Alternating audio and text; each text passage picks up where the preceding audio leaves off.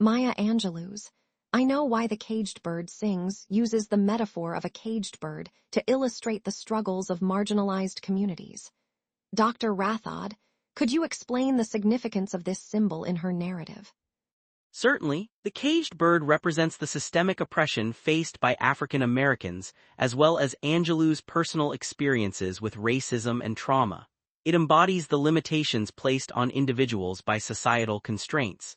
This is vividly captured through her own childhood experiences in the segregated South. It's a powerful image, indeed. However, some argue that metaphors can sometimes obscure real issues. How does Angelou ensure her message remains clear and impactful? Angelou's use of the caged bird is both a metaphor and a narrative tool. Her vivid storytelling and personal anecdotes, such as her selective mutism following abuse, bring a raw authenticity that grounds the metaphor in real, lived experience. The emotional weight of her narrative ensures the message resonates deeply. Looking to the future, how might Angelou's approach to using metaphor influence contemporary writers, tackling similar themes of oppression and resilience? Angelou's work paves the way for writers to use powerful imagery to highlight systemic issues while maintaining personal narratives. This duality allows for a universal connection with readers, making it a timeless strategy for addressing oppression and inspiring change. Angelou's autobiography poignantly addresses her experiences with racism and trauma. Dr. Rathod, how do these themes shape her narrative?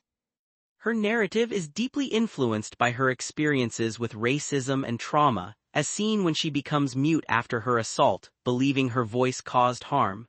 This period of silence is transformative, leading her to literature and poetry as forms of expression and understanding. While some suggest this focus on trauma might overshadow other aspects of her life, how does Angelou balance this with themes of empowerment? Angelou artfully balances trauma with empowerment through characters like Mrs. Bertha Flowers, who encourages her to speak again. This mentorship highlights the importance of community support in overcoming adversity, showing resilience as a counter-narrative to trauma. How might Angelou's story inform current discussions on trauma and recovery in marginalized communities? Her story suggests the power of reclaiming one's narrative and the importance of cultural and community support in healing. It provides a framework for understanding trauma as a part of the journey towards empowerment, a concept increasingly recognized in modern psychological practices. Identity and self-expression are central to Angelou's autobiography. Dr. Rathod, how does Angelou explore these themes amidst her challenges? Angelou's journey is one of reclaiming identity through self-expression. Her role as San Francisco's first black female streetcar conductor exemplifies defiance against societal norms. Her narrative reflects a continuous struggle for self-affirmation and identity in a world that often seeks to silence her. Critics argue that focusing on individual triumphs might detract from systemic issues. How does Angelou address this potential concern? Angelou acknowledges systemic issues while highlighting personal victories as acts of resistance. Her achievements are not just personal milestones but symbols of broader social change, illustrating how individual stories can reflect and challenge systemic oppression. In what ways can Angelou's exploration of identity inspire future generations in their quest for self-expression? Her work inspires a new generation to embrace their identities and use their voices for change. By documenting her journey, Angelou provides a roadmap for self-discovery and activism, encouraging others to pursue freedom and self-expression despite societal barriers. Its timelessness lies in its universal themes of resilience, identity, and the fight against oppression. Angelou's personal story resonates across cultures and generations, providing a voice to the silenced and highlighting the enduring human spirit. Some suggest that such autobiographies might lose relevance as societal contexts change. How does Angelou's work maintain its significance? Looking ahead, how might her work continue to influence social and literary movements? Her work continues to inspire those fighting for social justice and equality, influencing both literature and activism. Angelou's narrative encourages future writers and activists to use their voices for change, ensuring her legacy endures as a beacon of hope and resilience. In I Know Why the Caged Bird Sings, Maya Angelou vividly recounts her early years. Dr. Rathod, could you elaborate on the pivotal experiences that shaped her childhood?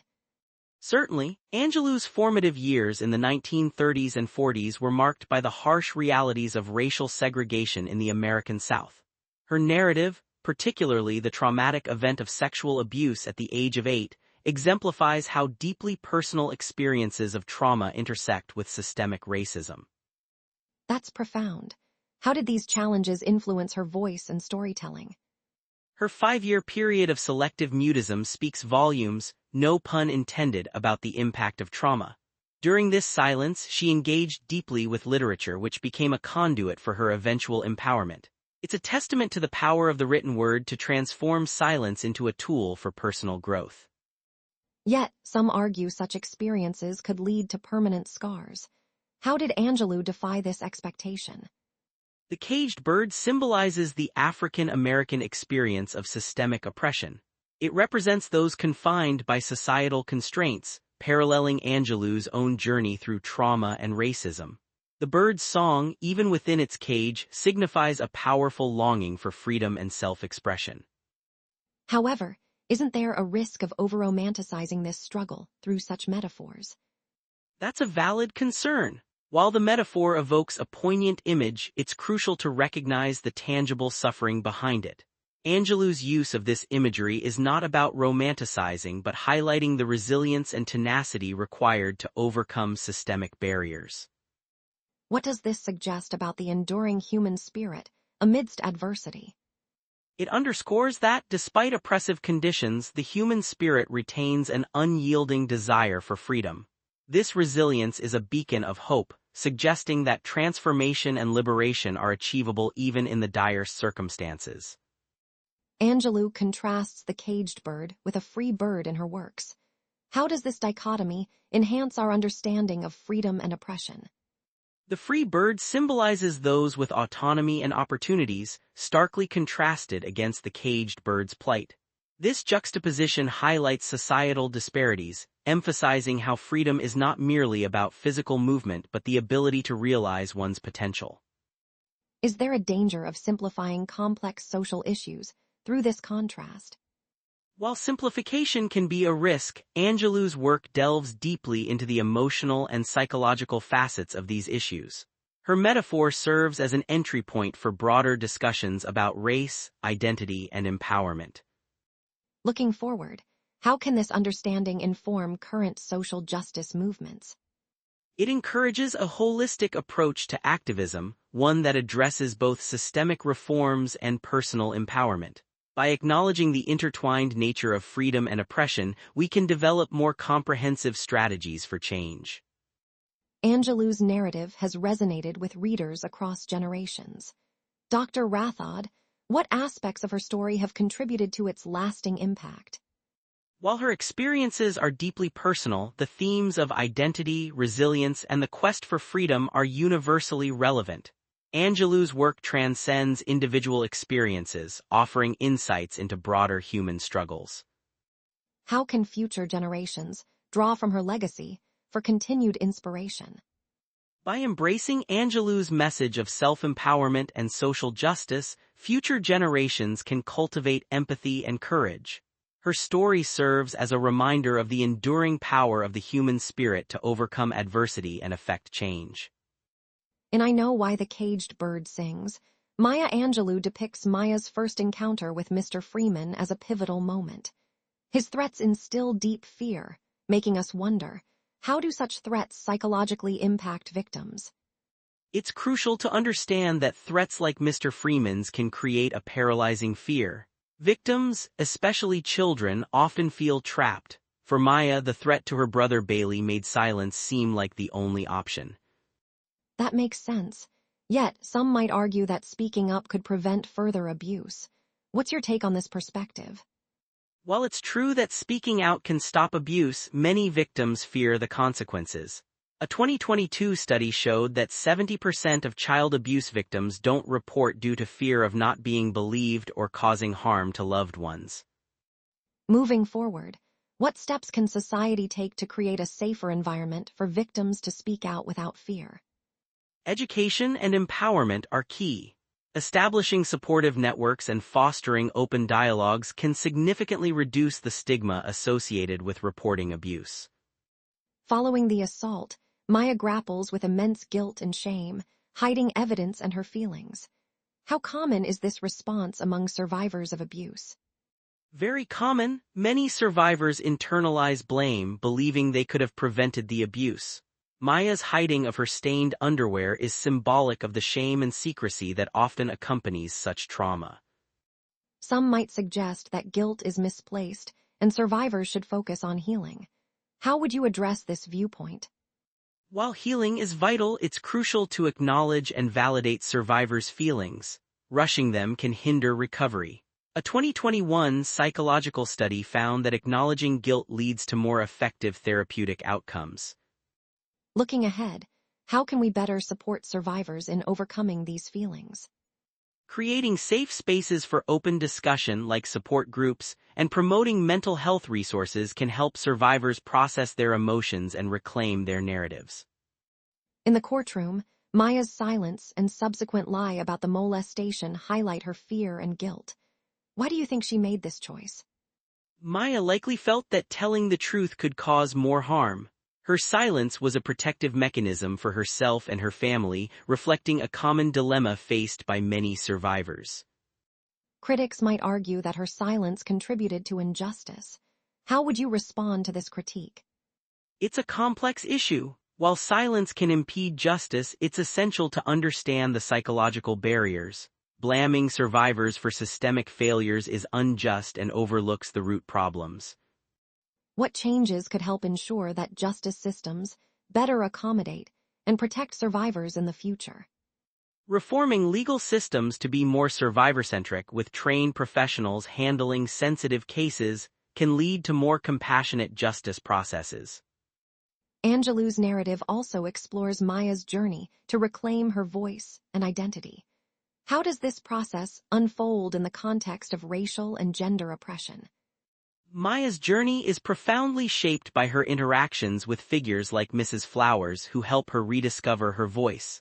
Her story illustrates the resilience needed to overcome compounded oppression.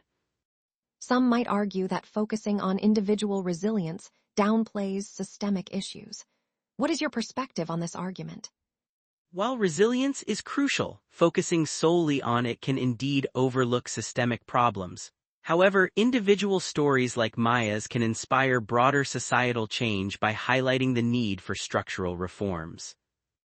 In the future, how can Angelou's work continue to inform our understanding of intersectionality and empowerment?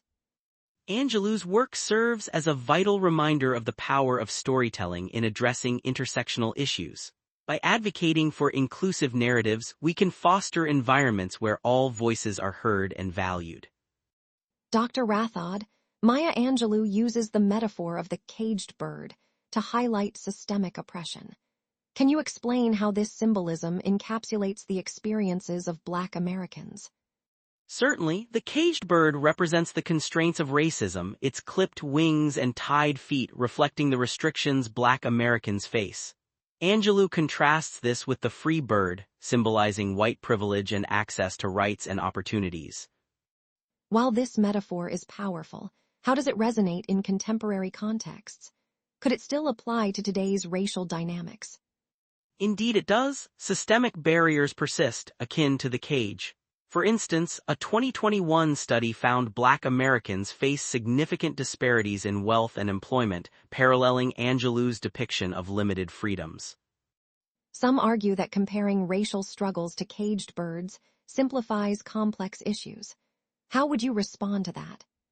That's a valid point. However, metaphors like the caged bird offer a visceral understanding of oppression's emotional toll, complementing statistical analyses. They provide a narrative bridge to empathy and broader awareness. Angelou vividly describes segregation's impact on education. Dr. Rathod, can you elaborate on how educational inequalities affected Black communities historically? Angelou highlights the disparities, noting Black schools' inferior resources compared to white schools. This not only limited academic opportunities but also instilled a sense of inferiority and displacement among Black children. What about today? Have these educational disparities improved significantly, or do they still persist? While progress has been made, inequalities remain. A 2022 report indicated that schools in predominantly Black neighborhoods receive 23% less funding than those in white areas, perpetuating educational gaps.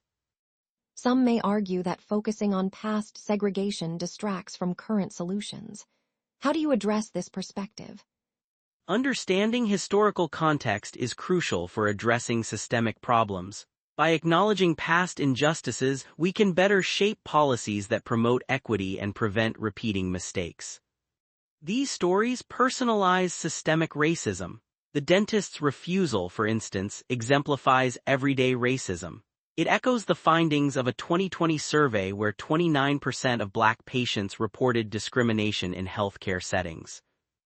But some might argue these are isolated incidents. Do they truly reflect systemic issues? While individual cases, they are symptomatic of systemic racism. Angelou's experiences resonate with countless similar stories, painting a broader picture of entrenched societal biases. How do you see these narratives influencing future generations in their fight against racial injustice? These narratives serve as powerful testimonies and rallying cries. As they inspire activism and awareness, they galvanize efforts towards systemic reform and justice. Angelou also critiques the intersection of race and gender. Dr. Rathod, how does she illustrate this dual struggle in her memoir? Angelou highlights compounded discrimination as a Black woman. Her experiences underscore limits on opportunities due to both race and gender, which is reflective of broader societal patterns. Has the situation improved for Black women, or do these dual barriers persist in today's society? While there have been strides, challenges remain. A 2023 report showed Black women earn significantly less than their white male counterparts, despite equal qualifications, illustrating persisting gender-race pay gaps. Some claim focusing on intersectionality divides rather than unites social justice efforts. What are your thoughts on this? Intersectionality provides a more holistic view of injustice, fostering more inclusive solutions. By recognizing diverse experiences, we enhance unity and address the nuances of systemic inequality effectively. In her memoir, Maya Angelou shares the traumatic experience of being raped at the age of 8 by Mr. Freeman.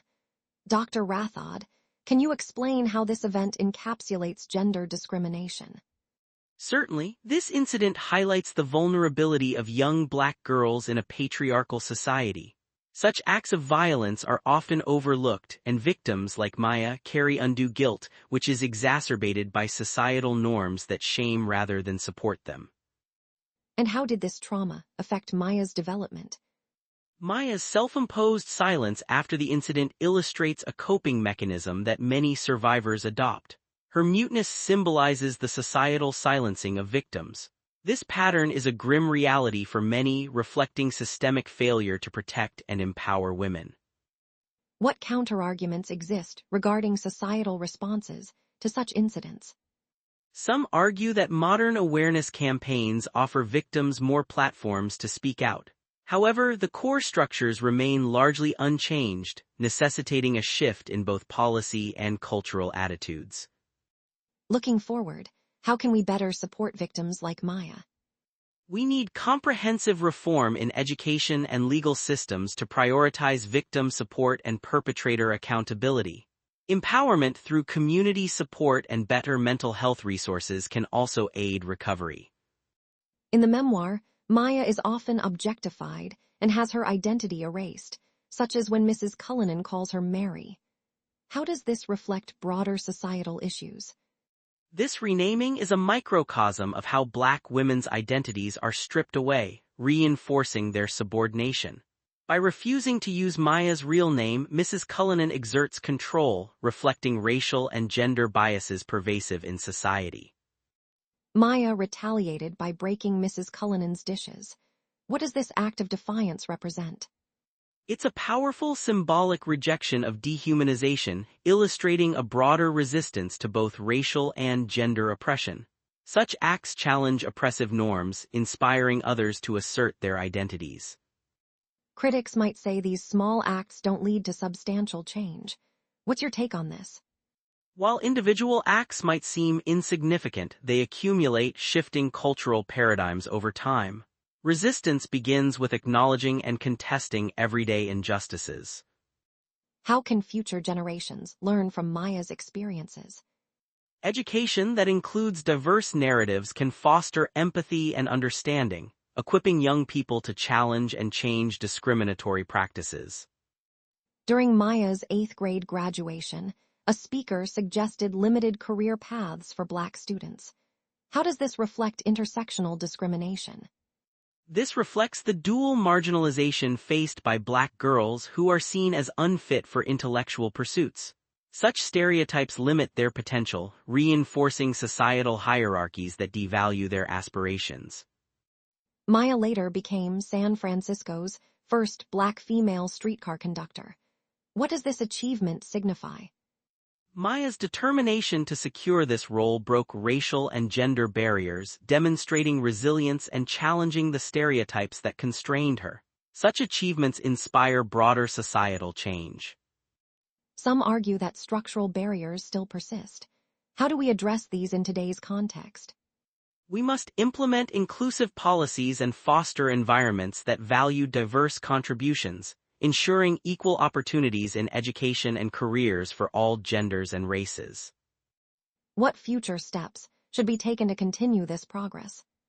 Continued advocacy for equitable education and professional opportunities, alongside mentorship programs, can dismantle existing barriers and promote systemic change. Angelou's work is filled with themes of resistance. How does Maya's journey illustrate the fight against systemic oppression? Maya's journey from silence to finding her voice epitomizes the struggle for identity and dignity. Through literature and mentorship, she reclaims her self-worth, challenging societal norms that sought to diminish her. Acts like breaking dishes might seem small, yet they're significant. Can you elaborate on this? Such acts reflect a refusal to accept subjugation, symbolizing a broader struggle for autonomy. They inspire others to resist oppressive systems, highlighting the power of individual agency. Her legacy encourages embracing one's identity and advocating for change. By learning from her resilience, future generations can continue to challenge and transform oppressive structures. Dr. Rathod, Maya Angelou's memoir vividly captures her childhood experiences of gender discrimination. How do these narratives illustrate the intersecting oppressions of sexism and racism? Angelou's memoir reveals the systemic marginalization she faced as a young Black girl. For instance, her assault by Mr. Freeman at just 8 years old highlights the vulnerability of young girls within patriarchal systems that often fail to protect them. Indeed, and this incident left Maya blaming herself, retreating into silence for years. Could you discuss how this self-blame reflects broader societal issues? Certainly, victims of gender-based violence often internalize guilt due to societal stigmas. In Maya's case, the silence imposed by this trauma is a stark reminder of how victims are further marginalized. As we explore her response to these challenges, what does Maya's journey tell us about resistance and resilience? Her story is one of profound resilience. Despite these early tragedies, Maya eventually reclaimed her voice and identity, setting the stage for her future activism. Let's move on to Maya's experience working for Mrs. Cullinan. How did these moments underscore both racial and gender discrimination? Mrs. Cullinan's refusal to call Maya by her real name, opting for Mary instead, symbolizes the erasure of Maya's identity. It reflects a broader pattern of objectification faced by Black women in domestic roles. Such acts of dehumanization were common, yet Maya's response was remarkable. How did her acts of defiance serve as a form of resistance? Maya broke Mrs. Cullinan's dishes in a bold act of defiance. This was not just about breaking objects but was a symbolic rejection of both racial and gender oppression. Given this context, What insights can we draw about the broader societal structures in place at the time? Maya's experiences illustrate how societal structures systematically worked to diminish the identities of Black women, yet also how acts of personal resistance became catalysts for empowerment. Turning to education, how did Maya's 8th grade graduation reflect gendered expectations? At her graduation, a white speaker suggested Black students were suited only for manual labor or sports. This rhetoric limited the aspirations of Black girls, revealing intersecting racial and gender biases. It's disheartening how these biases shape perceptions. How did Maya confront these societal expectations? Despite such discouragement, Maya pursued her education and career ambitions, eventually becoming San Francisco's first Black female streetcar conductor. This role challenged societal norms and opened doors for others. Her perseverance is inspiring. What does her story suggest for future generations facing similar challenges? Maya's journey is a testament to the power of resilience and the importance of challenging systemic barriers. It encourages young women today to pursue their dreams against all odds. Finally, let's discuss how Maya dealt with internalized gender norms and self-perception. What struggles did she face in this regard? Growing up, Maya grappled with societal expectations of femininity and beauty. Her struggle with her appearance and skin color reflects how deeply ingrained gender norms were intertwined with racism. It must have been challenging to reconcile these internal conflicts. How did her mentors influence her journey towards self-acceptance? Mentors like Mrs. Flowers played a pivotal role in Maya's life, encouraging her love for literature and helping her build confidence in her identity as a Black woman. In your view, what lessons can we learn from Maya's reclamation of her identity? Maya's story emphasizes the importance of mentorship and self-discovery. It shows how embracing one's identity is a powerful form of resistance against systemic oppression and self-doubt.